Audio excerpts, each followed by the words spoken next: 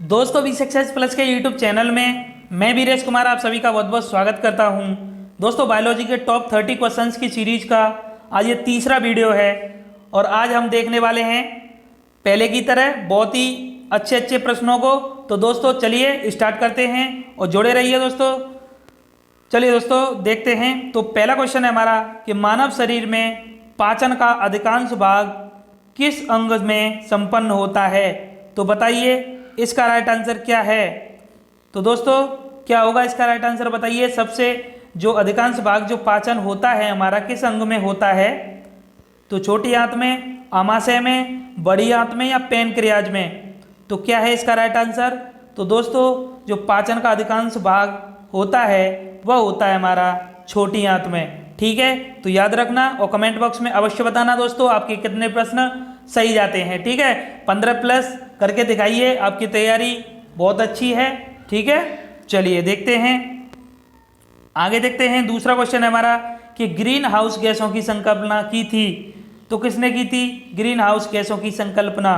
Joseph फ्रोरियर ने, L जलवन ने या JNN जेफर्स ने, CC पार्क ने। तो क्या है इसका राइट आंसर बताइए। ग्रीन हाउस गैसों की संकल्पना किसने की थी। तो दोस्तों आपने आंसर लगा लिया होगा। इसका जो राइट आंसर है वह है जोसेफ फ्रोरियर ने। ठीक है, और ग्रीन हाउस गैसें हमारी कौन सी होती हैं। तो इसके लिए जो साइंस ट्रिक की हमारी सीरीज चल रही है उसमें मैंने इस पर स्पेशली वीडियो बनाया है ग्रीन हाउस गैसों पर, और वहाँ पर ग्रीन हाउस गैसों के बारे में बताया है और एक शानदार ट्रिक भी कराई है। आपको कोई दिक्कत नहीं होगी, एक बार आप देख लें और ग्रीन हाउस गैसों के बारे में आपको बहुत ही अच्छे तरीके से पूरी जानकारी मिल जाएगी। ठीक है, डिस्क्रिप्शन में मैं लिंक दे दूंगा, अब वहाँ से जाकर देख सकते हैं। ठीक है, तो चलिए दोस्तों आगे देखते हैं। और यहाँ पर मैं बता दूं ग्रीन हाउस जो गैसें होती हैं उनमें हमारी मीथेन आती है। ठीक है, कार्बन डाइऑक्साइड आती है, जलवाष्प आती है। ठीक है, तो ग्रीन हाउस गैसों से क्या होता है बताइए क्या होता है। जो पृथ्वी का जो टेम्परेचर बढ़ रहा है ग्रीन हाउस गैसों की अधिकता से ही बढ़ रहा है। जो ग्लोबल वार्मिंग की जो समस्या हो रही है आजकल, तो वह किसकी वजह से हो रही है, ग्रीन हाउस गैसों की वजह से हो रही है। ठीक है, दिन प्रतिदिन इनकी मात्रा बढ़ती ही जा रही है। तो चलिए आगे देखते हैं तीसरा क्वेश्चन हमारा। तो आगे हमारा क्वेश्चन है कि मनुष्य के शरीर में हृदय को एक बार धड़कने के लिए कितना समय लगता है। तो बताइए इसका राइट आंसर क्या होगा। मनुष्य के शरीर में हृदय को एक बार धड़कने के लिए कितना समय लगता है। 1.5 सेकेंड, 0.8 सेकेंड, 1 मिनट, 1 सेकेंड। तो बताइए क्या है इसका राइट आंसर। तो दोस्तों इसका जो राइट आंसर है वह है 0.8 सेकेंड। ठीक है, 0.8 सेकेंड। ठीक है दोस्तों, तो याद रखना मनुष्य के शरीर में हृदय को एक बार धड़कने में कितना समय लगता है, 0.8 सेकेंड। ठीक है, चलिए आगे देखते हैं। आगे है जंतुओं में होने वाली फुट एंड माउथ रोग किसके कारण उत्पन्न होती है। तो बताइए किसके कारण उत्पन्न होती है फुट एंड माउथ रोग। तो इसका जो राइट आंसर है दोस्तों वह है किसके कारण, वायरस के कारण होती है पशुओं में फुट एंड माउथ रोग। ठीक है, विषाणु होगा, वायरस होता है ना विषाणु। ठीक है, तो विषाणु। और दोस्तों हमने जो साइंस ट्रिक की जो सीरीज है जो मैंने अभी बताया था ग्रीन हाउस गैसों की, आप ट्रिक देख लें। वहीं पर मैंने जीवाणुओं से होने वाले रोग, विषाणुओं से होने वाले रोग, प्रोटोजोआ से होने वाले रोग, कवक से होने वाले रोग, सबकी एक शानदार सभी की बहुत ही अच्छी अच्छी ट्रिकों के माध्यम से वहाँ पर सभी रोगों को कंप्लीट कराया गया है। तो प्लीज़ दोस्तों विजिट जरूर करना। ठीक है, प्लेलिस्ट की जो लिंक है डिस्क्रिप्शन में मैं दे दूंगा, वहाँ से जाकर आप हमारे साइंस ट्रिक की सीरीज को देख सकते हैं। ठीक है, बहुत ही अच्छी अच्छी ट्रिक वहाँ पर शामिल की गई हैं। तो चलिए दोस्तों अब आगे देखते हैं हम। तो आगे है इनमें से कौन सा पादप घास कुल में नहीं आते हैं। तो बताइए घास कुल में इनमें से कौन सा नहीं आता है। गेहूं, गांठ घास, राई, जौ। तो दोस्तों इनमें जो घास कुल में नहीं आता है वह इनमें से है। तो आपने आंसर लगा लिया होगा, लगा लिया ना। तो बताइए इसका राइट आंसर। तो दोस्तों इसका जो राइट आंसर है वह है राई। ठीक है, तो क्या है राई, यह हमारा घास कुल में नहीं आता है। ठीक है दोस्तों, तो चलिए आगे देखते हैं। आगे है कि पेसमेकर का संबंध होता है। तो बताइए पेसमेकर, ये तो शायद पता होगा आपको कि पेसमेकर का संबंध किससे होता है, फेफड़ा से, हृदय से, दिमाग से या गुर्दा से। तो क्या है इसका राइट आंसर? तो पेसमेकर का जो संबंध होता है वह होता है हृदय से। ठीक है, जो हृदय की गति उसे मेंटेन करने के लिए इसका यूज किया जाता है पेसमेकर का। ठीक है दोस्तों, तो चलिए आगे देखते हैं। आगे है कि निम्न में से द्विनिषेचन पादप वर्ग का एक खास लक्षण है। तो बताइए क्या है खास लक्षण? अनावृत बीजीय, मॉस, आवृत बीजीय, फर्न। तो बताइए इसका राइट आंसर क्या है? द्विनिषेचन पादप वर्ग का एक खास लक्षण है आवृत बीजीय। ठीक है, क्या है? आवृत बीजीय। ठीक है दोस्तों, तो चलिए आगे देखते हैं। पौधों को नाम देने वाले विज्ञान कहलाता है। तो बताइए पौधों को नाम देने वाला विज्ञान क्या कहलाता है? वर्ग की, नामकरण, पहचान, वर्गीकरण। तो क्या है इसका राइट आंसर? तो बताइए दोस्तों। तो इसका जो राइट आंसर है दोस्तों वह है वर्ग की। ठीक है, पौधों को नाम देने वाले विज्ञान को क्या कहते हैं? वर्ग की। ठीक है दोस्तों, चलिए आगे देखते हैं। आगे है ऑर्कियोप्टेरिक्स हैं। तो बताइए ऑर्कियोरिप्स क्या होते हैं?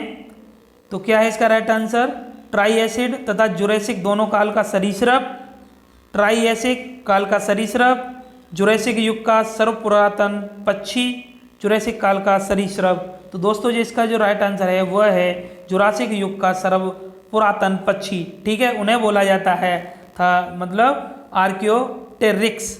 ठीक है दोस्तों, तो इस क्वेश्चन को याद रखना, एग्जाम में पूछा गया है ये क्वेश्चन। ठीक है दोस्तों, चलिए आगे देखते हैं। आगे है वयस्कों में श्वेत रुधिर कोशिकाओं तथा लाल रुधिर कोशिकाओं का औसत अनुपात क्या है? तो बताइए WBC और RBC का रेशियो हमें बताना है। तो क्या है? तो क्या है इसका? तो इसका जो राइट आंसर है वह है 1:700 मतलब 1:700। ठीक है, तो जहाँ पर एक जो है वह WBC है। ठीक है, और जो 700 है वह RBC है। ठीक है दोस्तों, तो RBC का जीवन काल कितना होता है? पता होगा 20 से 120 दिन होता है। इसका जो साइंटिफिक नेम होता है वो क्या होता है? एरिथ्रोसाइट होता है। तो ये ठीक है दोस्तों, जब हम बायोलॉजी की सीरीज स्टार्ट करेंगे, जब वहाँ पर पढ़ेंगे तो वहाँ पर आपको अच्छे से बताएंगे। ठीक है, जीवन काल इतना होता है। RBC की मृत्यु कहाँ होती है? प्लीहा में होती है। ठीक है दोस्तों, तो बहुत सारे पॉइंट हैं RBC से रिलेटेड। WBC है, इसके दो जो कोशिका होती है लिम्फोसाइट और जो एक मोनोसाइट। ठीक है, यह काम क्या करती है WBC रोग प्रतिरोधक क्षमता को बनाए रखती है WBC। इसका जो जीवन काल होता है वह 2 से 4 दिन का होता है। ठीक है, ठीक है दोस्तों, चलिए आगे देखते हैं। वनस्पति संवर्धन से संबंधित विज्ञान की शाखा को कहते हैं। तो बताइए वनस्पति संवर्धन से संबंधित विज्ञान की शाखा को क्या कहते हैं? Agriculture, floriculture, horticulture, olericulture. तो क्या है इसका राइट आंसर बताइए? तो वनस्पति संवर्धन की बात की गई है, तो वनस्पति संवर्धन से संबंधित विज्ञान की शाखा है हमारी हॉर्टिकल्चर। ठीक है, एग्रीकल्चर तो आप जानते हैं कृषि से संबंधित है हमारी, फ्लोरिकल्चर फूलों से संबंधित है, और ओलेरिकल्चर शायद मुझे याद नहीं आ रहा दोस्तों, आप देख लेना एक बार। ओलेरिकल्चर है साग सब्जियों थी ये शायद। ठीक है, तो देख लेना, ये शाखाओं से भी क्वेश्चन पूछे जाते हैं एग्जाम में। ठीक है, तो आगे देखते हैं। दाद की बीमारी निम्नलिखित में से किस प्रकार की होती है? तो बताइए, तो दाद किससे होता है? तो मैंने बताया था ट्रिक, जितने भी मानव रोग हैं सभी की ट्रिक साइंस ट्रिक की सीरीज में कराई हैं। बहुत अच्छी अच्छी ट्रिक हैं दोस्तों, आप अवश्य देखना। ठीक है, तो बताइए दाद किससे होता है? वायरल से, फंगस से, प्रोटोजोआ, बैक्टीरिया। तो दाद होता है दोस्तों फंगस से। ठीक है, किससे होता है? फंगस से। तो चलिए आगे देखते हैं। उच्च रक्तचाप की अवस्था को क्या कहते हैं? तो जो उच्च रक्तचाप होता है उसकी अवस्था को क्या कहते हैं? हाइपोटेंशन, हाइपरटेंशन, पक्षाघात, इनमें से कोई नहीं। तो दोस्तों जो उच्च रक्तचाप होता है उसे कहते हैं हम हाइपरटेंशन, क्योंकि जब ब्लड प्रेशर हाई होता है तो लोग हाइपर हो जाते हैं। इस तरीके से याद रखना इसको। ठीक है, जब BP हाई होगा तो हाइपर हो जाते हैं लोग, गुस्से में आ जाते हैं, है ना। तो हाइपरटेंशन कहते हैं उच्च रक्तचाप को, और निम्न रक्तचाप को हाइपोटेंशन कहते हैं। तो आप एक याद रखना बस, उच्च रक्तचाप हाइपरटेंशन। ठीक है दोस्तों, चलिए आगे देखते हैं। तो आगे है विषाणु वृद्धि करता है। तो बताइए जो वायरस होता है वह वृद्धि करता है किसमें? चीनी के विलयन में, जीवित कोशिका में, मृत शरीर में, पानी में। तो क्या है इसका राइट आंसर? तो दोस्तों इसका जो राइट आंसर है वह है पानी। पानी में वृद्धि करता है वायरस। ठीक है, चलिए आगे देखते हैं।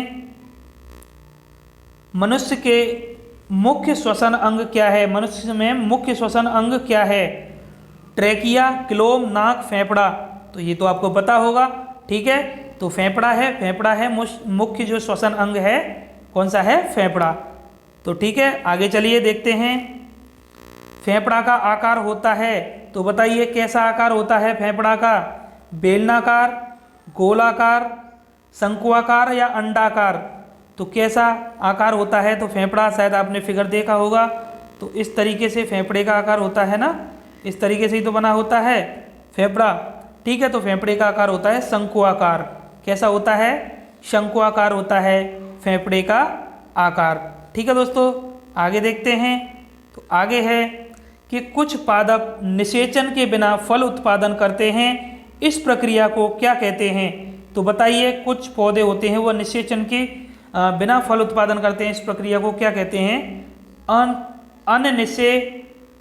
अनिषेक फलन, युक्तांडपता, युक्तांडपता, अपयुग्मन। तो देखिए कैसे कैसे नाम है, बोलने में भी हिचकिचाहट हो रही है।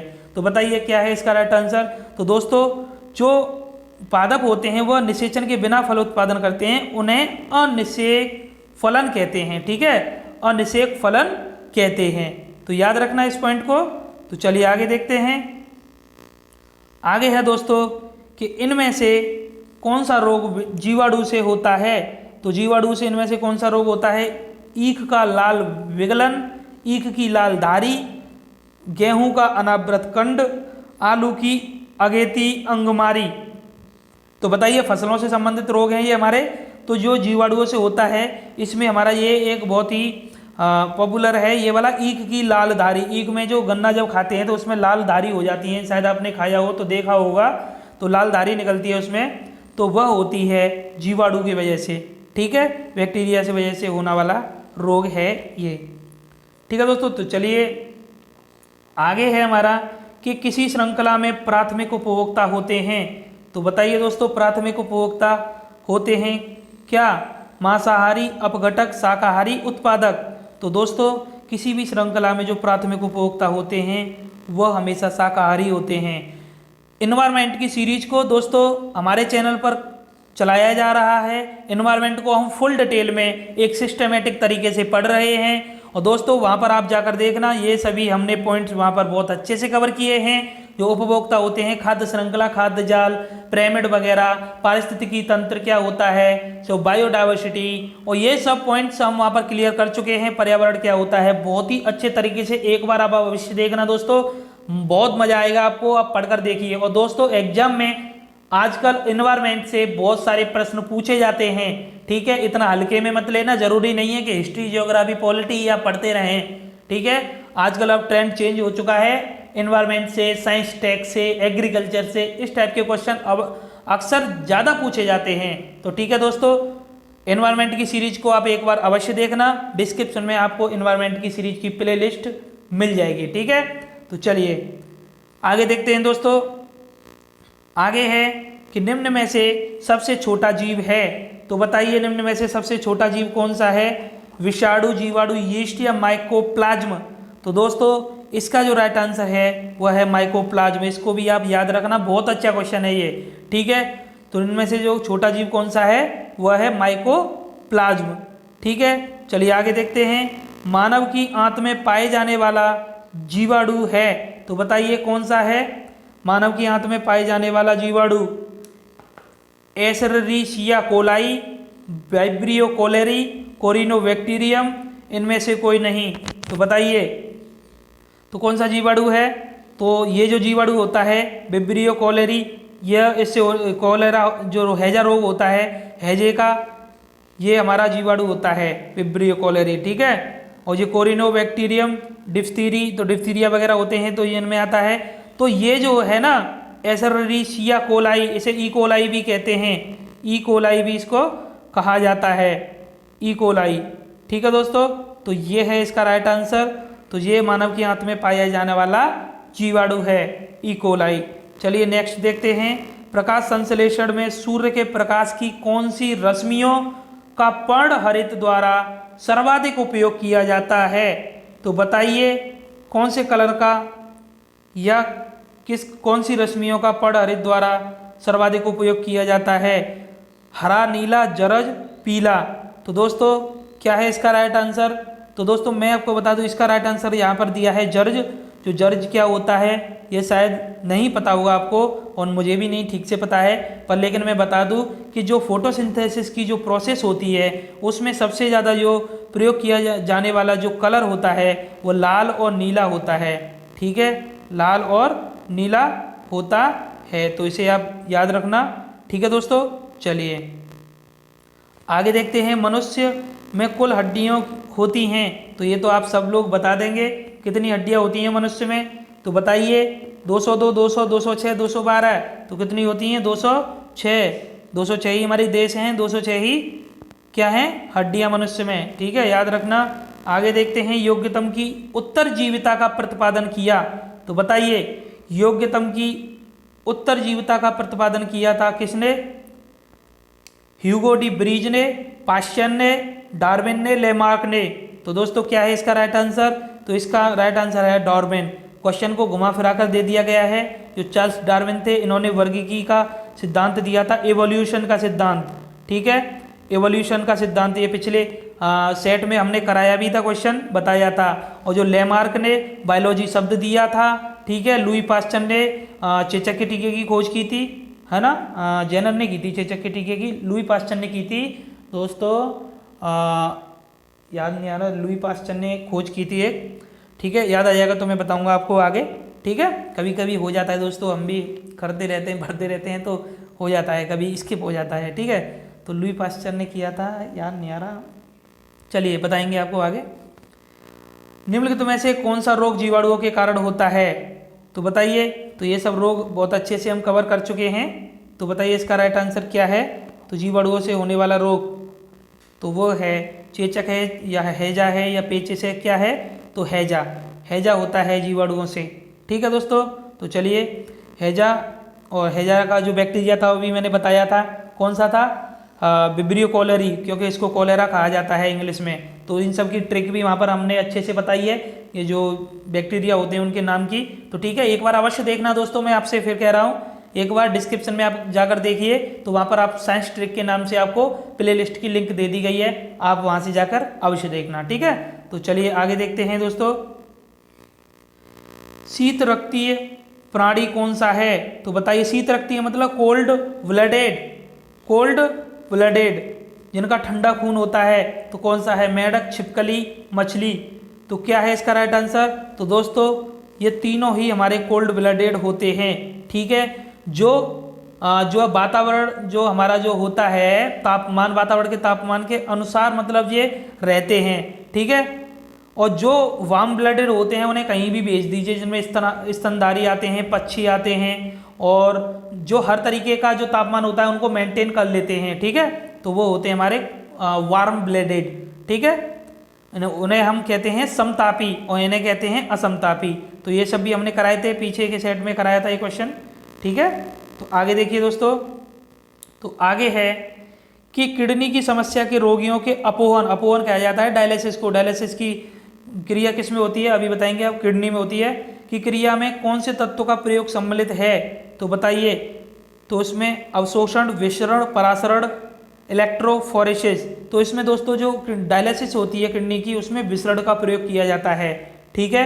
किसका, विसरण का प्रयोग किया जाता है। तो चलिए आगे देखते हैं दोस्तों, यहाँ पर जो नंबरिंग नहीं दी है तो आप टेंशन मत लेना, 30 ही क्वेश्चन हैं, 30 ही क्वेश्चन शामिल किए गए हैं, ठीक है। तो आप दिक्कत मत लेना, कोई दिक्कत नहीं है उसमें। चलिए आगे देखते हैं दोस्तों, आगे है ऐसे मवेशी जिनमें गायों से ज़्यादा मात्रा में दूध मिलता है परंतु बैल बेकार भारवाही पशु हैं वे हैं।